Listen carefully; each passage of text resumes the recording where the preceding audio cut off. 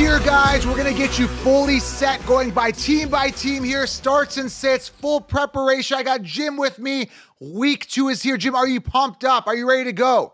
I'm pumped up, man. I was very happy with how my teams did week 1. I went 5-1 in my FFPC high stakes leagues, and I got Beautiful. 3 teams that are in the top 12% for points scored. So I'm like psyched for this week. I want to see this momentum carry on to week 2. And I think it will. I think all the teams made it out pretty much unscathed. Only a couple of minor injuries. I got Deontay in a couple of teams and stuff, but nothing catastrophic. So, knock on wood, man. Knock on wood, this continues for week 2. Yeah, I'm super excited, guys. So for this episode, buckle up. If you're driving, great for a commute type episode here. We're going to go through all the matchups, talk about the point spread, talk about the matchups, talk about the records, talk about the quarterbacks, talk about the starts and sits, talk about the entire preview here. So buckle up, guys. Sit in with us, and we're going to have an exciting time here. Before we do this, guys, fall is here now. Fall is here. We're getting to the holiday season. It's going to be here before we know it. Go treat yourself, guys. Go stay warm in the sweater, but underneath, make sure you guys are trimmed because we got the Manscaped Lawnmower 4.0. Amazing products on the site. Jim, I've been trying the brand new beard trimmer.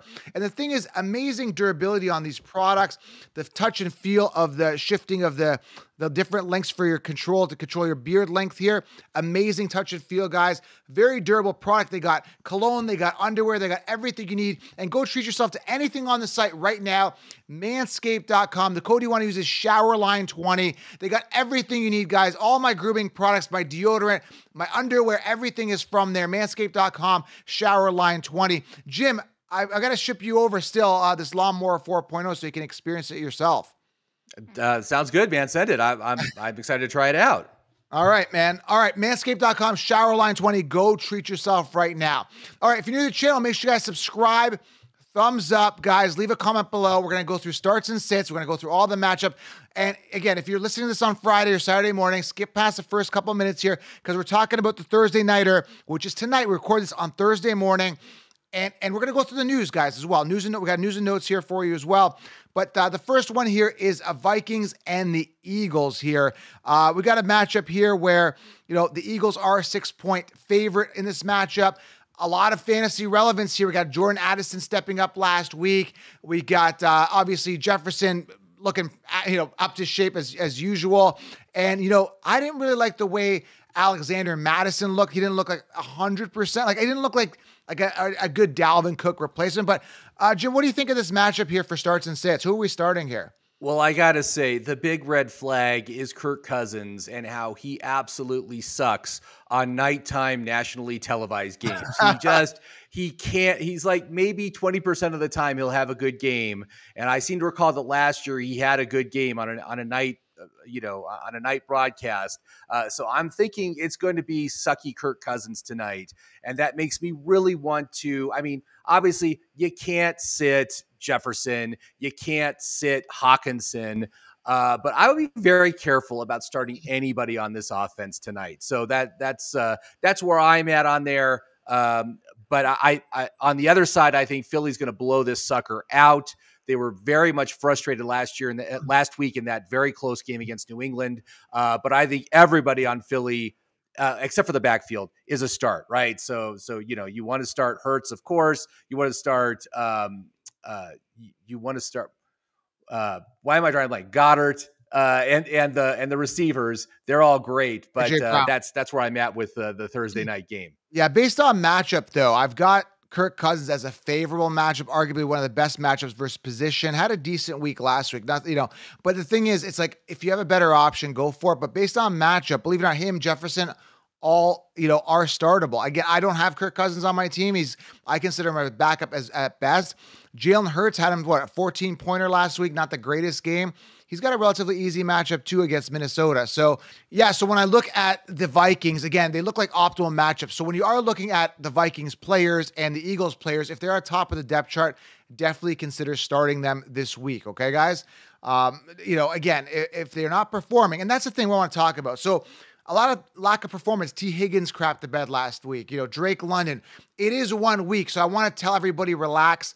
It is 1 week, guys. And again, if we based on everything on 1 week, Joe Burrow would just basically be off to the CFL, right, Jim? I mean, that's just how it goes. Yeah, Goddard got a goose egg last week. There was some very bad performances, but yeah, it's too early to make a determination on these players, and I'm just thinking it was just a bad game. It was a bad script for them, and there will be better times going forward. So. All right, we got the Bears and the Bucs here. We got the Bucs at home. They're the 40 and a half is the over under here. You know, it can be. I think that's where it's going to be. I think it's a good point. It's not going to be a high-scoring game like the one we're going to get to, Jags and Chiefs. But when you look at this one, the Bucs are 2.5-point favorite here, obviously being at home. The big guy you got to watch here is Justin Fields because so many people invested high draft capital in him. He's 0-1. He didn't look that good last week. I don't know what to tell you. Darnell Mooney was his wide receiver one. So if you got that DJ Moore stack with Fields, I'd be a little concerned simply because I was saying that I don't trust this duo because Fields has not thrown for over 2,300 yards. He hasn't done it. Again, 17-pointer last week. Relatively easy matchup versus position. I would say around he's about 8th easiest matchup versus position for Fields. This is the week where Fields has to do it. Baker Mayfield, respectively, also has a good matchup versus position. Now, I'm not starting Baker Mayfield in my leagues, but Evans could have a good matchup this week. So, what do you think of this? What do you think of Fields? And are you feeling comfortable with Fields, or do you think he's going to be kind of like a bust? Let's call it a bust this week and year. Yeah, I mean, I'm definitely going to start him in the leagues that I have him in. Last week was extremely disappointing, but how much was that just the fact that Green Bay just dominated them that whole game? I don't think that Tampa Bay has as dominant a defense, but I'm in general agreement with the gambling line that this is going to be a very low scoring game. So there's limited opportunity for fantasy points among both sides of the team, but you start your stars. You start Fields. I think Fields is really the only guy I would be comfortable starting on Chicago this week. But on the other side, Baker Mayfield looked better than expected. I think both Evans and Godwin are starts. I don't like Rachaad White. I just think he's a terrible running back, so I'm not willing to start him either. And remember how I was talking crap about Cade Otton after talking him up during the preseason, and I was like, I'm getting rid of this guy. Well, I looked into it a little bit more. He did play on 98% of the snaps last week. He was on the field basically the entire time, and I'm like, okay, if that's the case, then there should be better volume going forward. So I'm going to hold on to Cade Otton. I'm not starting him. Do not start him, but I'm holding on to him for at least another couple of weeks to see what happens and to see if that volume can grow to where I thought it would be, which would be in the 5 to 6 targets a game. That's really what I'm looking for right now. But like I said, I'm not excited about starting anyone from either of these teams. Because there's just not going to be a lot of points. But I do want to add the news and notes here. So I'm going to be doing timestamps here on YouTube so you can get right to the game that you want to listen to. So news and notes here, Jim. You gotta love the sound effect there. All right, so I just want a couple big names here when you're looking at starts and sits. And again, this may be updated as we get more towards Saturday. That's why I got follow on Instagram at Fantasy Football Accounts as we get more towards Sunday.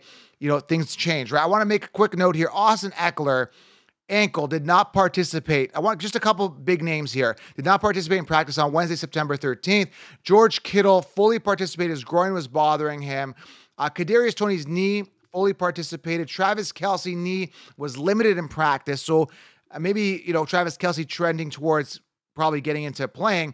Jerry Jeudy hamstring was limited, so not fully participating, guys. And I had to talk about a couple of these names here. And Romeo Doubs, who was supposed to be limited last week, right? Ended up doing okay. Hamstring was bothering him. He was actually limited during practice. And Watson still did not participate. If you're looking at Christian Watson and Aaron Jones, so we're talking Packers, did also not participate in practice. Mark Andrews was limited in practice. So again, you got to check before you start, because some big names here, guys. Kittles to Mark Andrews to Eckler's questionable, right? Like limited in practice or just not participating. Be aware that I wanted to give you guys some news and notes here before we continued.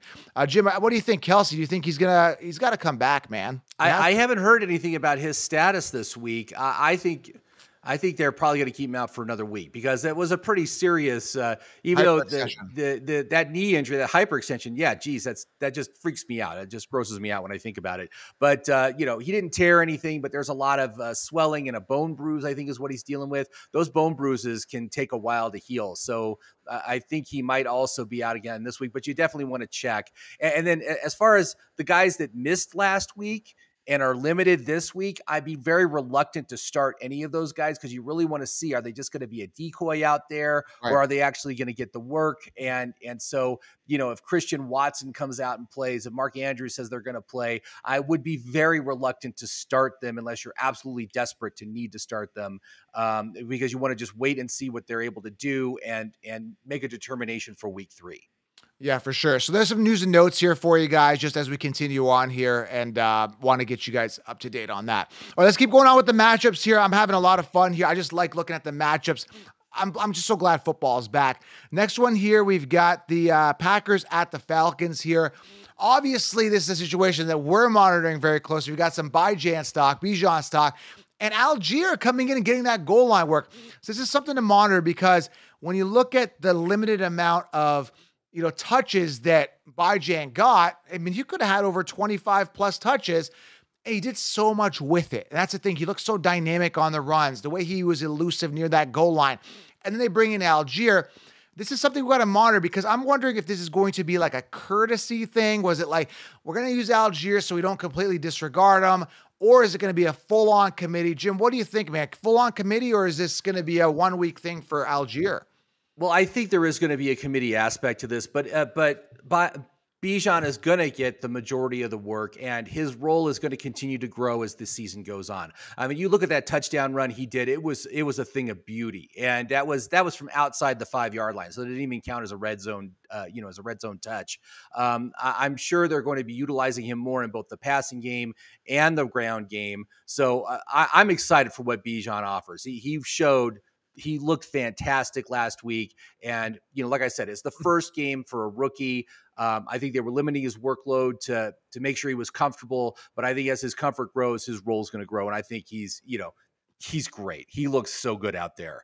And this is the perfect team for him to be on. So a lot of eyeballs on this game. Jordan Love, you got to give credit to him. Now, do you start Jordan Love? He does have a tough matchup. I got him listed. I wouldn't. Seventh hardest versus position versus the Falcons secondary here. Watson, like I said, still not participating in practice. You got to take a look at the situation. Again, if you have a better option than Love, I would go ahead and do that. Obviously, you're not starting Desmond Ridder. You're definitely sitting him. And the big question is, let's answer this question because it's a tough question, and I'm having trouble answering it right myself. I'll let you answer it first, then I'll answer it. Drake London. I mean, pecking order, he's the alpha on the team. There is nobody else there. Are we starting or are we sitting Drake London? This is the this is the question of the week. What are you doing? I'm sitting him for now. There wasn't enough pass volume last week. Only 18 pass attempts, not enough to support a wide receiver. So he's on my bench until we see otherwise. The only players I would feel comfortable starting for the Falcons this week are Bijan and Algier. I think that's it on that side of the ball. Yeah, this is going to be a tough one for me. This is going to be a game time decision for me. I got to see what other options I have because Drake London has obviously turned me off. So unless I see something, you got to show me something, Drake London, before I consider bringing you back onto the field here. The 0 points to turn on. What am I saying? Turn on. No 0 points. It's not a turn on. It's a turn off for me because I'm multitasking here. I'm looking at some other things here. Yeah. And really, I don't think it's so much Drake London as it is Desmond Ridder. That's the thing. Ridder has to up his game. He has to be able to throw the ball. And I don't think they really needed to last week. They were playing, they were ahead for the whole game. So it became more a ground-oriented game. This could be a little bit different because I think Green Bay is a better team than Carolina. And, I'm guessing that they're going to be playing from behind this week. But I think it should be a good game all around. On Green Bay's side, boy, there's a lot of injuries. I'm going to have to wait and see what happens with the injuries. If Aaron Jones is out, I think A.J. Dillon's a start. Jordan Love would be a desperation start, but he's probably a QB2 on most teams. And then, if Dobbs plays, I would I would start him for sure. Would not start Christian Watson even if he does play, because I got to see what happens him coming off this injury. For sure. But that's pretty much it on both sides of the ball for me. 40.5 over under, and 1.5 or 1 point favorite are the Packers being on the road. Moving on to the next matchup here, Colts at Texans. Colts are the 1 point favorite here in Houston. Divisional game. All those are going to be tight. Two rookie quarterbacks going at it. Anthony Richardson did okay in his rookie week. Again, if you don't have a better option, I mean, you got to start Richardson unless you don't want to, you're taking a risk with him, right? You're going to get interceptions with these rookies. That's a risk you're going to take. That's why I told you before the season, anchor your team with today's quarterback. Anyway, hindsight, you got to look at this. Tank Dell, I'm hearing, is going to get more production this week. From what I'm hearing, coaches are saying he's going to get integrated more. So don't give up on Tank Dell. It's only 1 week. He's going to get worked more. And Dameon Pierce had himself a tough matchup last week. Look for a bounce back this week. I know a lot of people are concerned about Dameon Pierce. Look for a bounce back week this week. And Michael Pittman, I mean, if he's your wide receiver one on your team, he had a good week last week. People are asking if he should be trusted. It's 1 week, man. It's hard to gauge with a guy like Richardson who runs the ball so much. I mean, I would, if he's your wide receiver one, you don't have better options. You got to start Pittman as well. What do you think, Jim? Yeah, I got no problem starting Pittman this week or Richardson. I think both of them. Richardson looked great last week. I was very impressed with his debut.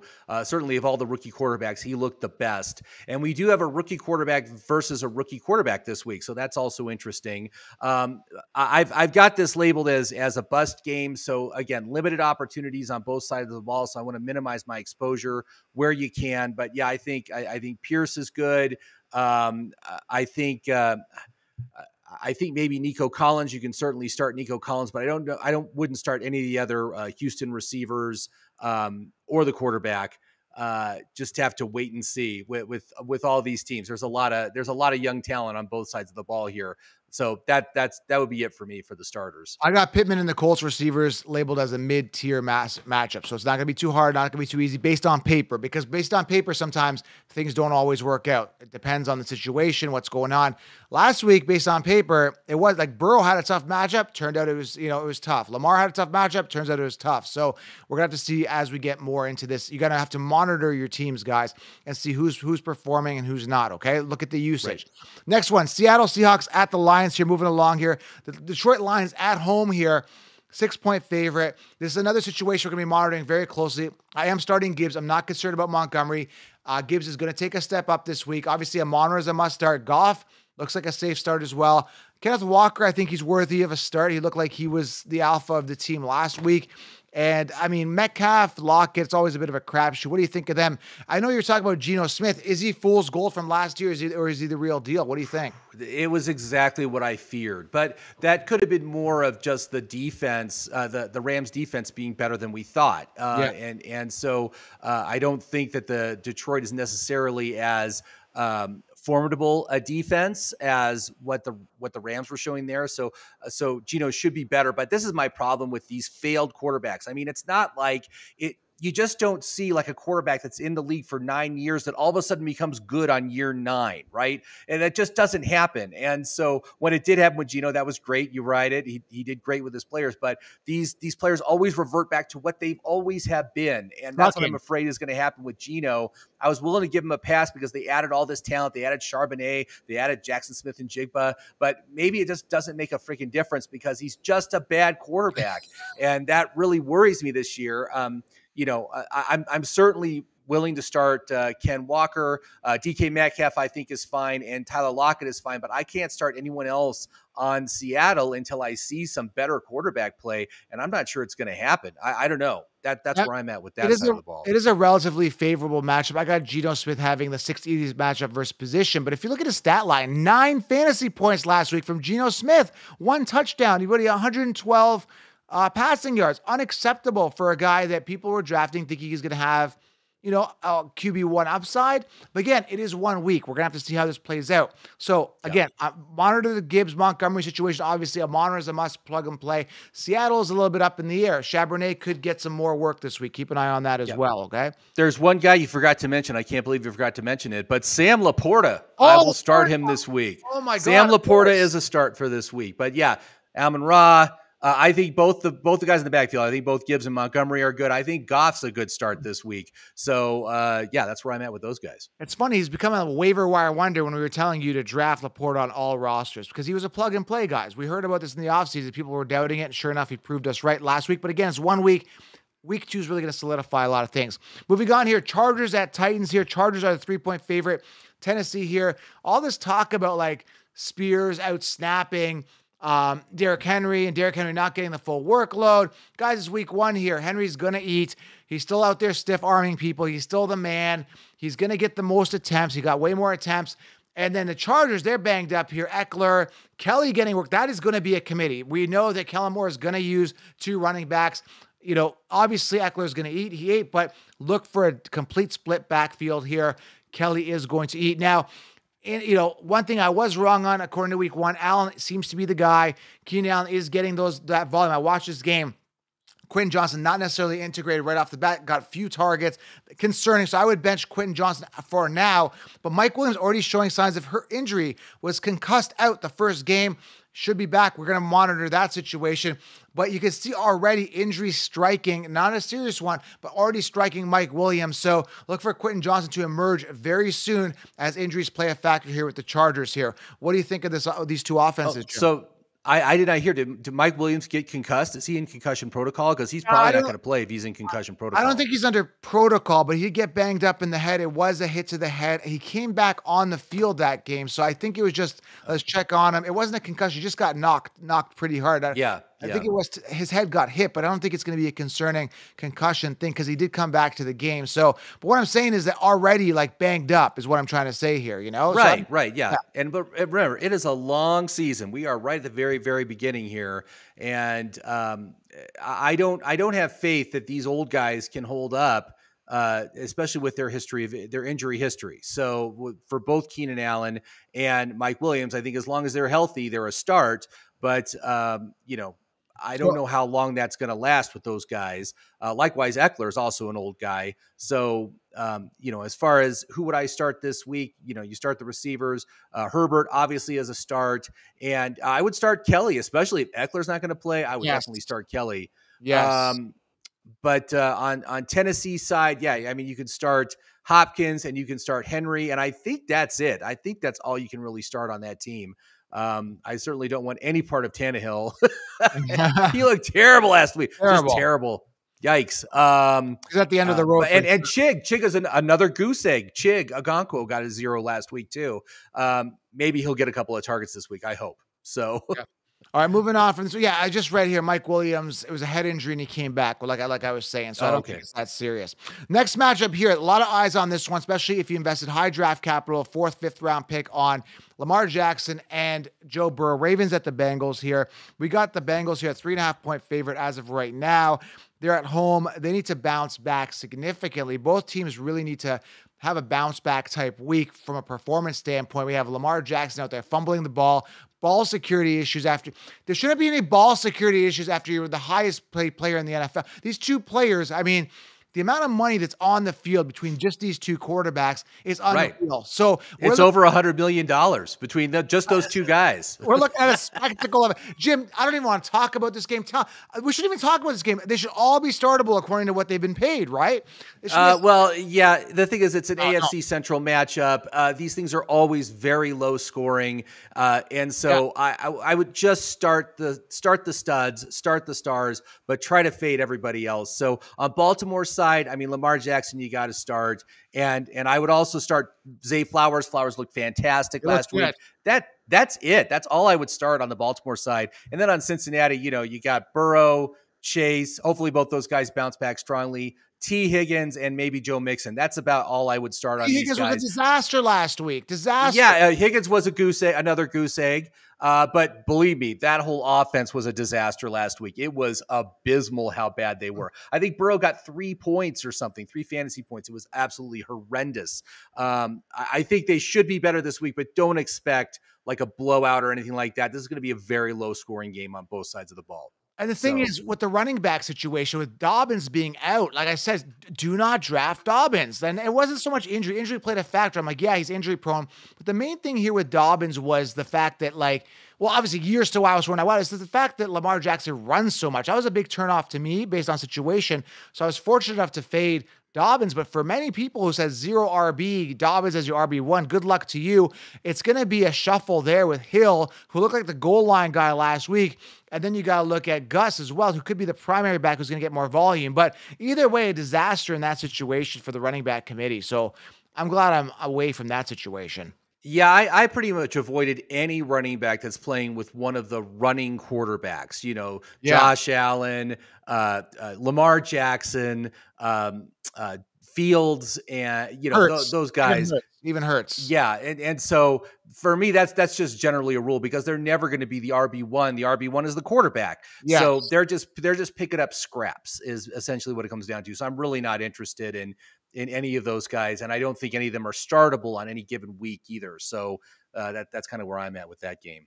All right, next matchup here, we got the Raiders at the Bills here. Bills, man, I mean, they really need a bounce back type game. They're the 9-point favorite, which is surprising here. Obviously, start your Josh Allen, your Diggs, must starts there. James Cook, I'm not excited. I think he lacks that running back upside ceiling like we were talking about, the running quarterbacks. And Raiders, I have zero stock. Jacobs looked a little thicker. It looks like he's put on some weight. Did you notice that a little bit with Jacobs? I didn't, but he was pretty ineffective against that Denver defense. But you know what? Another issue that you got to think about for this one, this is a West Coast team, basically a team that's on Pacific time, going to the East Coast to play an early kickoff. That's always bad for that offense. And so as far as Las Vegas is concerned, Adams and Jacobs are the only guys I would start on that team this week. I don't think Jacoby Myers is going to play, because he's in concussion protocol. But those would be the only two guys I would start. But I think this is going to be a blowout for Buffalo. They're going to course correct. They're going to get things cranking again. And so I think all Buffaloes are good to start for this weekend. Quick stat here. Josh Jacobs, 19 carries, 48 yards. This is a second round pick for you. I told you, I just figured a decline was happening for Jacobs. Looks like he's trending that way. 48 yards, 2.5 yards per carry. I don't know what to tell you. I don't like. Yeah, I mean, it was they were definitely Denver was definitely keyed on stopping the run last week. And Buffalo's a good defense. I think Buffalo, although I got to say the Buffalo running defense did not look good last week against Breece Hall. So there could be some more room for Jacobs to make some plays. I think, like I said, I think when all is said and done, Buffalo's going to blow this one out. I don't think that Las Vegas is going to be able to keep up with them. So next matchup here, this should be a high octane one, and it clearly looks like it according to Vegas. It's going to be a high scoring game here. And we got the Chiefs versus the Jags. We got Trevor Lawrence versus Pat Mahomes. Pat Mahomes is going to be playing angry this game. Trevor Lawrence obviously looks like ATN's the guy now. I mean, I thought Bigsby was carrying 10 people on his back. So, I mean, this is going to be a good game. What do you think of this game? Yeah, I got this down as a blockbuster game. This should be a high-scoring affair. So, I'm very excited on both sides of the ball. I want to see the continued dominance of Calvin Ridley. He looked so good last week, the clear number one. And also, one of the big surprises last week, I thought, was the fact that Zay Jones was the number 2 receiver, not Kirk Cousins, or not. I'm sorry, Christian Kirk, not Christian Kirk. I got my Kirks mixed up there. Different position. Yeah, but I think Zay Jones is a start this week as well. He got great volume last week, looked fantastic in his playing time. Of course, I love Lawrence. I think Etienne is good. Bigsby's still on the bench. We got to see him on the field more. And obviously, hopefully, no stupid goof plays where he somehow got that fumble. That was the most messed up play in the world. I can't believe that. People are like, oh, you fumbled the ball. It's like, everybody thought the play was dead. Somebody just knocked the ball out of his hand and then they ran back for a touchdown. It wasn't his fault. He thought the play was dead, and so did most everybody else on that field. I'm excited to see what Jacksonville's going to do. And I think they're going to pull the upset. Especially if Kelsey doesn't play. Yeah, So I mean, 51 is the over-under. I told you this is going to be a high-scoring game. Rashee Rice is another guy to watch because he was the only one that stepped up. You're going to watch the Kadarius Toney situation, of course, as well. Chiefs 3.5-point favorite here. It's going to be an interesting one here, but I think, Jags being at home, high-octane team, Calvin Ridley, they got good running backs, and I'm wondering how much more Bigsby we're going to see, and how much more Rashee Rice we're going to see. Is Kadarius Toney going to bounce back? Is Kelsey playing? A lot of question marks, but this is a game I will be watching at 1:00 coming this weekend. For sure. yeah, definitely. And as far as the Kansas City side of the ball, man, I think I could only start Mahomes and Kelsey if he plays. But that's it, man. I mean, I'm just not seeing enough from anybody else on that team. Hopefully we do see some more targets going to Rashee Rice, because I think he earned them last week. He looked like the best receiver on that field compared to the dropsies, the guys with all the dropsies last week. So we'll see what happens. All right, moving on to the 4:00 games, divisional game here. 49ers at the Rams. Brock Purdy showing he's real, potentially startable. Christian McCaffrey looking like he's in shape. Now, he did have that breakout run, which inflated his numbers. Is that going to continue? I think the Rams could neutralize him this week. Your Akers was crap in the bed till he got a touchdown, right? I mean, Cam Akers, what do you think? He did not look good. But frankly, I'm not excited about starting anybody against this San Francisco defense. So I would sit everybody on the Rams if I can. I know there's a lot of hype about Puka, and certainly Puka's volume was outstanding. I think he might be serviceable as a flex play this week, but he's like the only guy I would even consider. And if you can sit him, I would sit him, because it's going to be a tough matchup. And but as far as on the other side of the ball, it looks like maybe Ayuk has surpassed Debo as the number one receiver. That's what it kind of looked like to me. Brock always had a tendency to favor Ayuk over Debo last season as well. So maybe that's actually happening. But, I think, of course, Kittle, CMC, and Ayuk are all starts. Debo, I would try to sit until we see some more out of him. And I think Brock Purdy is a borderline QB1 this week. Yeah. So last warning here. If you are starting Rams, I know a lot of people are excited off the wire with Puka. He could have a good game, but the 49ers defense is for real. Similar to Dallas defense, which we'll get to in a second, some other defenses too. They looked for real. Is that going to continue week 2? That's another thing to monitor, is his defenses. Next matchup here. I'm not going to be watching this one. I don't want to spend too much time on it. Giants at Cardinals. Look for a Saquon Barkley bounce back. Had a terrible week 1. And going back to just what I just said, defenses, they play a big part. I mean, they neutralized the Giants completely. Daniel Jones not looking like he's worth anywhere near what they paid him, Mr. $40 million+ million man. Cardinals got issues all over the place. They are at home here, so I'm just wondering, is there a fighting chance? The Giants have to dominate. What's the spread on this one? I got to take a look here. But they're 5.5. Are the Giants favored here on the road? This one, I don't know, man. Like I said, I'm not watching it. Yeah, I think it's going to be a blowout. I think the Giants are going to blow out Arizona. Arizona's just not a good team, man. They're the worst team in the NFL. Yeah. Nothing from last week showed me anything different. I don't think you can start anybody on Arizona. Until further notice. I just don't think anybody's startable on that team. But on the Giants side, obviously Saquon. I think Waller's dealing with an issue, or he's dealing with an injury issue right now, so he's been limited. I'm just not sure who else I could start on the Giants side besides Saquon. But hopefully we see some Jalen Hyatt. I want to see some more Jalen Hyatt.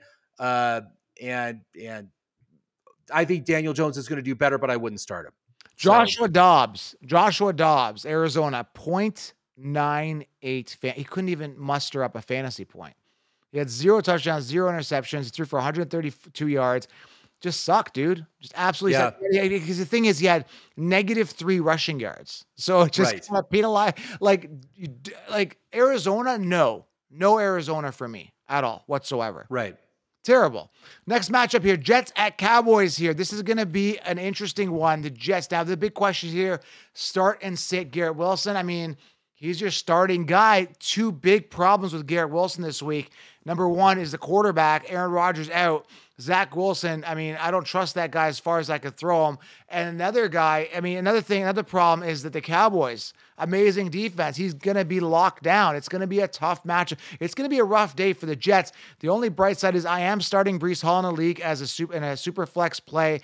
In a double flex, but not a super flex. I got 2 flex spots, and Breece might be one of those flex spots simply because he performed well. I look for his usage to go up this week. But again, tough matchup all around for the Jets. And the Cowboys, looks like Pollard is startable. Looks like he's the man until he gets hurt, which I'm not sold on him being a full season. Deuce Vaughn didn't get the volume that I thought, but he's a stash, right?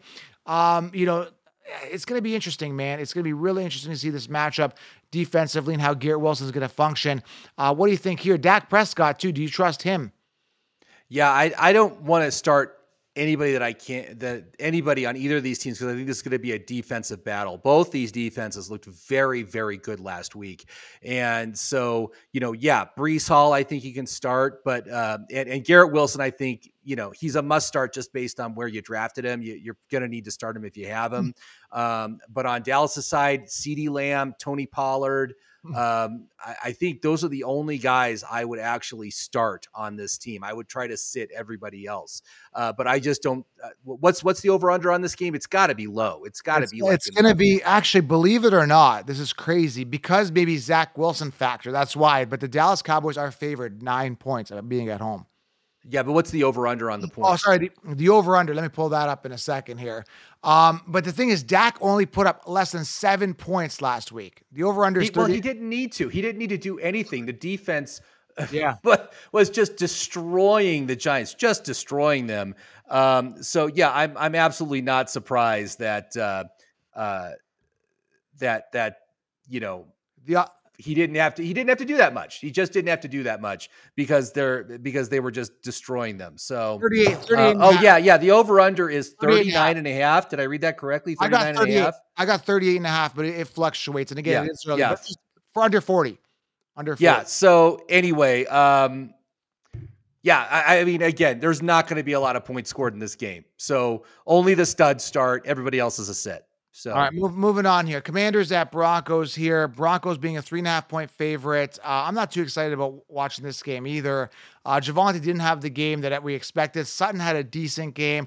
Russell Wilson, I don't know, man. I'm still doubting that he's ever going to come back to Seattle for him. Thoughts on this? Yeah, I mean, obviously, this team has been dealing with a lot of injuries. There was no Judy. And so I see this. This is another one that's probably going to be a low-scoring game. There's just not a lot of offensive firepower on either side of the ball. For Denver's side, I mean, I think if Judy's out, I think you can start Sutton again. I think there's an opportunity that Sutton could get another touchdown, which would be good. I would start Javonte, but I think that's it on Denver's side. And then on Washington's side, I think Brian Robinson is a start. I think that Terry McLaurin, he played last week, so I think he should be fine this week. And maybe Jahan Dotson, but that's about it on that side of the ball. There's just not a lot of offensive opportunity here. I'm seeing. Yeah, I mean, the 0-1, the three reason why the Broncos here are favored by what, 3.5 is simply because they're at home. Number one. Number two, it has to be a bounce back type week. They like Russell was an 0-1 to start off the season. Not a good start. So he's got to kind of bounce back this week. And again, Judy, monitor that situation because, again, injury, we got to see if he's good to go and 100%. We don't want him limited in snaps and you start him. Be careful there as well. All right, let's move on here to the Dolphins and the Patriots here. Again, Mac Jones showing up, Dolphins showing up. This should actually be a decent game based on what we saw from week 1. Dolphins being a 3-point favorite on the road. And I think it's going to be a high scoring affair here. Let me pull up the over under here. While I'm pulling, actually I got it 46.5. So Vegas thinking it's going to be a little higher, obviously, in the other games. It's going to be interesting. 0-1 Patriots versus 1-0 Dolphins. And honestly, they looked for real. The Dolphins did. Is that sustainable? That question is going to be answered in this game. Yeah, it's certainly going to be a better defense that Miami's facing this week, but I'm not sure how much it matters. I mean, when you've got both Tyreek Hill and Jalen Waddle out there, they're going to be open. There's just no way to shut both those guys down. And so I'm in on Miami, man. I think they're going to be great. I'm wearing the hat. I think Tua is an absolute start this week as well. And Mac Jones, I think, looked really good last week. I really liked what I saw out of that New England offense. I think they played with a lot of heart and a lot of grit to almost pull off the upset there against Philly last week.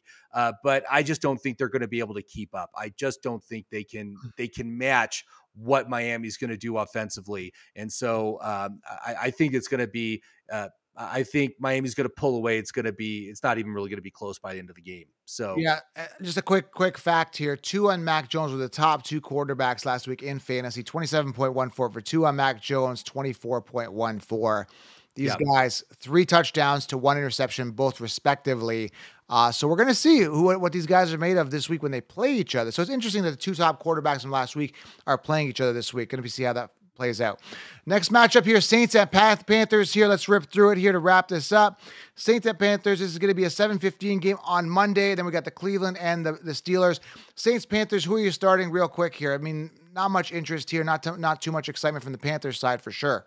Yeah, I don't know why they're doing this double Monday night thing where they're going to be overlapping games. I think it's terrible. But as far as the Saints go, I love the Saints. I think they looked really good last week. I think they're going to look even better this week. I think I don't even think it's going to be close. For the Panthers, I'm not sure even who you could start on the Panthers. Hayden Hurst looked really good as kind of the number 1 receiver on that team, like the safety blanket for Bryce Young. So I think he's a start this week, but I don't think I could start anyone else on that team. But as far as New Orleans goes, I'm excited, man. I love what Chris Olave did last week. I think Mike Evans looked really good too. So you could definitely start him. I think, Jamal Williams didn't have a great game last week. That was kind of a concern because he is old. He's 28 but he does have that backfield to himself. So, he's like a desperation start if you need to start someone, and maybe Miles Sanders too, if you need a running back, but that's about it. But I think New Orleans is going to blow this one out. I think they looked really good. So Hayden was like a top 3 tight end in fantasy last week. He got a ton of volume. He got like 8 or 9 targets or something. It was outstanding. Targets. He got the touchdown that really helped him. Is that sustainable too? You got to watch that. Yeah. But with that kind of volume, I'm not concerned. I think he'll be productive if he gets that kind of volume. So, all right, final matchup, guys. Make sure you guys are subscribed. We're going to get you guys content here. Waiver wires coming as well after the week's done. The NFL games are done. Browns and Steelers divisional game here. Steelers at home. Browns are actually 2.5-point favorite because of the I'd say, lackluster start by the Steelers. Pickens could emerge here as the one with hamstring issues already a factor for Deontay. Situation to monitor because he may not start. Those things linger. Yeah, I think he's out. I think they said he's going to be out for like 4 weeks. So yeah, he's done. That sucks, man, because I got him. I took him in a couple of leagues, but of course I took him as my wide receiver 3 or 4 in almost every league that I had him in. So it's not as critical a loss as it would have been if it happened last year. But regardless, I think this is another AFC Central division game. It's going to be low scoring. So it's just going to be the studs this week. It's going to be you're going to want to start. Freiermuth is going to eat now. Now he's going to eat. Now I'm on the Freiermuth train after the. Yeah, I think Freiermuth, as far as Najee, you got to start Najee. But who else do you want to start there? Obviously no one really looked good. No one really looked good last week, but it was the 49ers defense. So I think there is going to be some bounce back there. But again, I just don't think it's going to be very high scoring at all. And on the other side, you can start Chubb. I think you can start Amari Cooper. But that's pretty much it, man. I mean, I don't want to start. I don't even want to start Deshaun Watson. We'll see what happens. But again, I don't think there's going to be a lot of fantasy points on either side. So Watson didn't do well last week, man. Watson did okay, 20 points. Yeah, he got the touch. He got a rushing touchdown. That's why he looks good. That's what it was. And he threw the interception too. That's where he was a little bit. So I still finished top 6. Not bad. Is that sustainable? Yeah. But he only had like 149 passing yards. That's the thing that was very distressing to see. So I don't know, man. I maybe Deshaun Watson just doesn't have it anymore. I don't know. I'd like to see something that shows me otherwise, but I haven't seen it yet. All right, guys, make sure you guys are subscribed, thumbs up. Those are your starts, and since we went through every matchup, guys, go back, listen to your particular team to see if your player was mentioned here. Drop a comment below. I'll get to some questions here, but join the Patreon group to get direct access, patreon.com/FF Counselor. Thank you, Jim, for being here. Starts and sits NFL Week 2. It's here. This is going to answer a lot of questions. Week 2 is going to answer a lot of questions and start putting it all together. I'm excited, Jim. Thank you. Thank you very much, Counselor, and good luck in Week 2, everybody. We're out, guys. Talk soon. We're out.